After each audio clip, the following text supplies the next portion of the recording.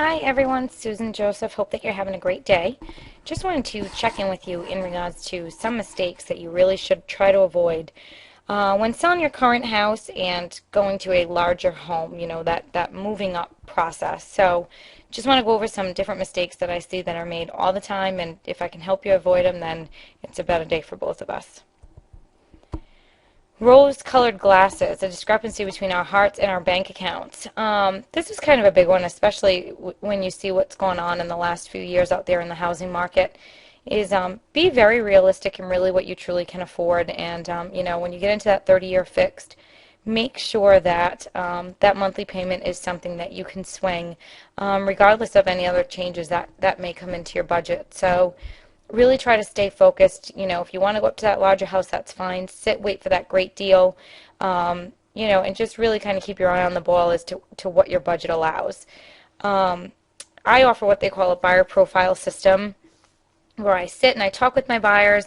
We kind of go over all of their specific needs. I make sure that they speak with a lender and get an idea from monthly payments and taxes and insurance, because all of that goes up when you buy a larger home. So we kind of go over all of that. We get an idea of monthly payment, and then I put them into whatever MLS system they're interested in, whether it be Connecticut, Rhode Island, or Massachusetts, and I put in a specific price point, and I don't go higher than we should, with square footage, bedrooms, baths, and they literally get these emails the second that they hit the market. So buyer profile system, great system. Try to find an agent who does offer the system, because I find it fantastic, especially with the market starting to pick up a little bit in regards to those great deals. So try to get yourself onto one of those buyer profile systems.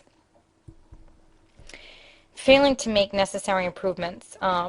Fix-ups don't necessarily have to be expensive, and improvements should be made before you put your current home on the market. So there are a lot of things that you can do to get your house ready to go on the market, to get you the most that you possibly can, so that when you do move up, you have the more funds to do so. So, go room to room. Sometimes it's caulking, sometimes it's paint, sometimes it's replacing a glass panel. I mean, there are many fix-ups that are under $25 that can make a world of difference. So get those improvements made before you get that house on the market, and do the small things. If you want that return to come back to you, you've really got to do these things. So again, when you hire a realtor, they can actually go room to room with you and make sure that you have everything in place before you put the property on the market. Another common mistake is not selling your current home first. In this market where sellers are struggling to sell, I cannot stress to you how important it is to get your current home under contract, get through those inspections, make sure your buyers have loan commitment, and then go out and purchase your next home. When you go under contract on your current home, you should really make it contingent upon, you finding property. If you're nervous about being caught without somewhere to go, if you have children and you really don't want to go stay with family, there are contingencies put in place for you in your purchase and sales contract on your current home. So absolutely, absolutely, sell before you buy. Get that contingency clause in the sales contract regarding you finding, a home of your choice, and being able to close on that at the same day that you close on your current home.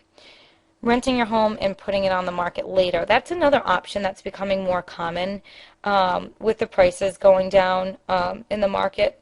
Every quarter they seem to drop more and more.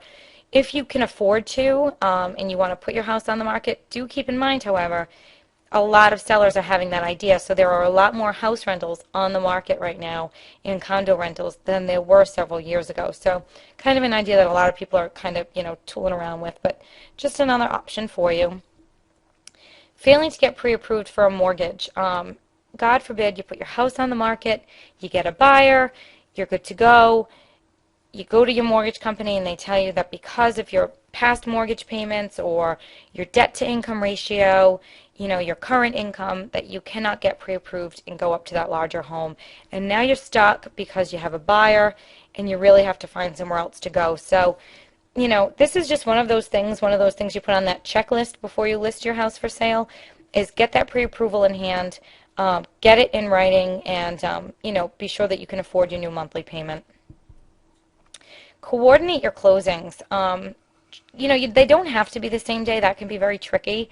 I usually recommend closing on your current home, having everything packed in that U-Haul and ready to go the next day, stay with a family member or a friend, or rent a hotel room overnight. You now have your check in hand. You can go out for dinner, sleep good, get up the next morning, go to your second closing, and then bring that U-Haul to your new house. So try to get those closings coordinated as close together as you possibly can. Doing them the same day can be extremely, extremely stressful, but it absolutely can be done. So again, just something else you want to kind of be aware of when you're doing that double closing. Sometimes there are triple closings, and that can be even a little bit more stressful. So thank you as always for watching this video. I'm going to sign off for now. Please feel free to give me a call at any time on my cell, 401-678-0576, if I can help you out in any way at all. Also, feel free to email me if that's what works best for you at susanjoseph@remax.net. So I will see you in the next video. Until then, stay well.